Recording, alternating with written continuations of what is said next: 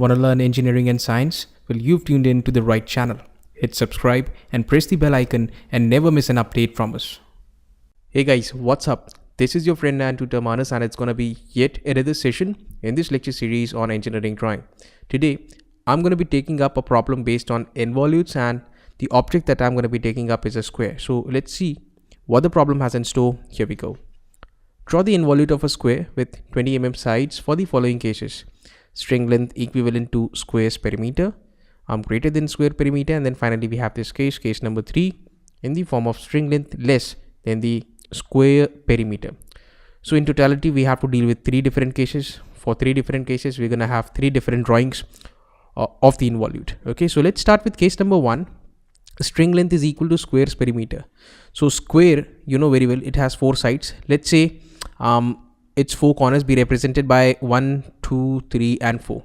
Now this over here is 20, 20, 20, 20. So in totality the overall perimeter is going to be equal to 4 times 20, that is 80 millimeters. So what we'll do is we'll try to have a string, an inextensible string over here, one end of which is attached at 4, you can say something of this sort, while the other end is at a distance of 80 millimeters from 4. Let's say this end is represented by point P, right? Now the next thing to do is we have to wound this string somewhere along this region, this region, this region and this region. So finally it would happen is this point P would come into contact with this point 4. It will happen. Okay, in that process this corner will leave an impression over here. When you try to wound this corner will have an impression over here. This corner will have an impression right in between. Okay, so this way there are going to be 4 impressions. So essentially you can say that you have to divide this string into 4 equal parts, and that can be done very easily. Have a line randomly at any angle, make 4 arcs, equal arcs or arcs of equal radii, and that's something which we have been doing in plane scales and diagonal scales. Anyways, so let's say this point is represented by 1, this is 2, this is 3, right? Now extend lines from 1 here, from 2 here, from 3 in the vertically downward direction. You don't need to extend a line from 4, it's already there. Now you need to put up arcs, and let me tell you how that can be accomplished. So with 1p as the radius and with this one as the center, cut an arc, that's p1. With 2p as the radius, with this 2 as center, cut an arc, that's p2. 3p as the radius, 3 as the center, cut an arc, that's p3.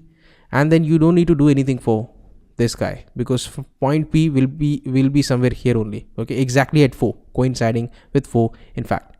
Okay, like this, point P or point P4, whatever, both of them are absolutely same. Now when you join all these points in proper sequence, this is exactly what you get, and this is what is known as an involute, right?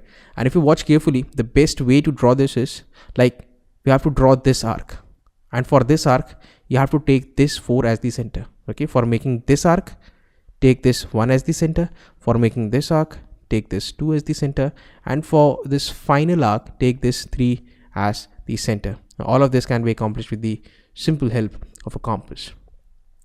So guys, that was all about case 1, when the string length was equal to the square's perimeter. In case 2, we'll see this string length more than the square's perimeter. Now we know very well that the square's perimeter is how much? Let me write it over here. It's 80. So obviously the string length is going to be more. How much is it going to be? Let me write this, 88 millimeters. So obviously it is more than the square's perimeter. So what is the procedure to make the involute in such a case? Let me show you. 1, 2, 3, 4, that's it. Let's have a string. Okay, but it's not going to be 88 millimeters, rather it's going to be 80. Okay, and then we'll extend it after some time. Wait and watch.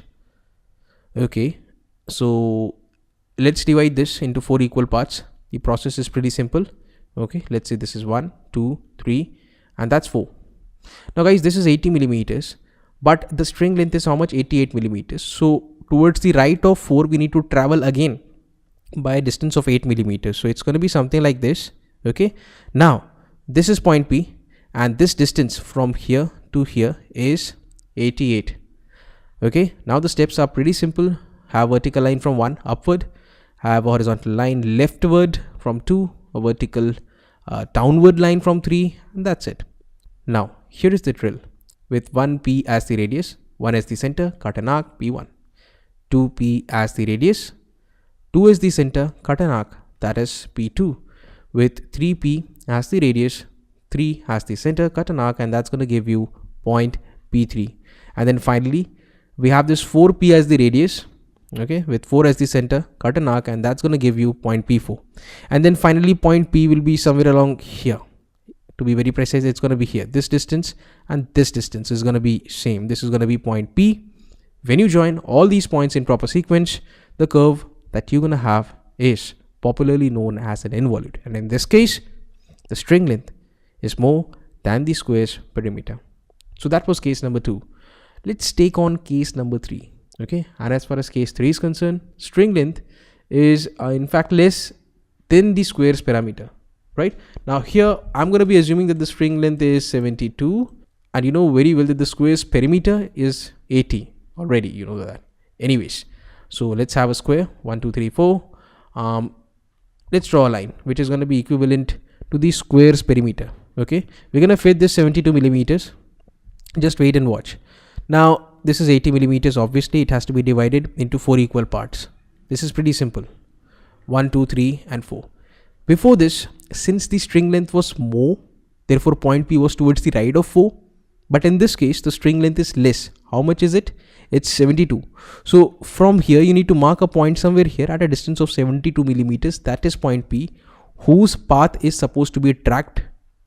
And when you join all those points, you're going to get an involute. Okay, this is exactly what needs to be done.